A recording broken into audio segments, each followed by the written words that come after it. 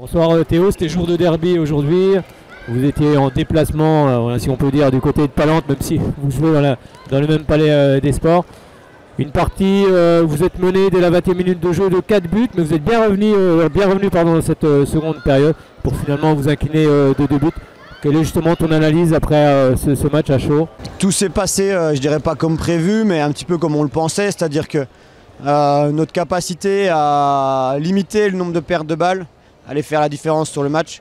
C'est quand on a perdu des ballons que Palente a su faire la différence. On savait que voilà, c'était leur grande force. Bon, on perd un peu trop de ballons, c'est vraiment ce qui fait la différence. Voilà. Après, je pense que vraiment on a une équipe qui est capable de les embêter. Et puis un match retour qui se jouera à domicile pour de vrai cette fois-ci. Voilà. Oui, c'est vrai que c'est en seconde période que vous avez perdu peut-être le plus de ballons dans cette partie. En tout début de période déjà, en tout début de première mi-temps, au début du match. Et puis après, oui, en deuxième, il y a des pertes de balles qui sont un peu régulières.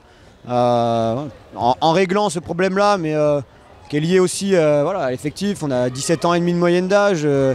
Faut mettre les équipes aussi face à face et se rendre compte d'une équipe qui descend des deux avec de l'expérience et une qui est, comme elle l'appelle, une équipe espoir avec beaucoup d'espoir, je pense. Oui, c'est ce que j'allais dire. Oui, on sait que Palente, c'est une équipe qui a des joueuses d'expérience. C'est ce qui fait sans doute la différence ce soir aussi dans les moments clés. Oui. Un peu moins de pertes de balles, un peu plus juste. Des petits coups qui ont pu faire un peu la différence à un moment donné. Mais non, je suis vraiment pas déçu de ce que les filles ont produit.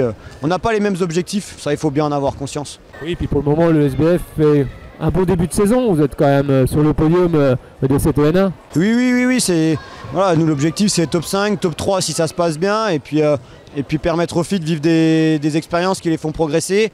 Un match comme ce soir, c'est l'idéal pour bosser. Je pense que tout le monde a un peu participé aussi, donc c'était intéressant. Nous, c'est ce qui compte. Maintenant, il y a un déplacement du côté de la Stella Saint-Maur, ce sera le prochain match. Oui, il nous reste 2 matchs, la Stella et Villemomble, qui ne sont pas des adversaires faciles. On sait que jouer les équipes parisiennes, c'est toujours un peu compliqué, mais je pense que les choses qu'on a vues ce soir doivent nous servir, retrouver la continuité aussi qu'on avait eue sur les 7 victoires de suite, donc finir correctement.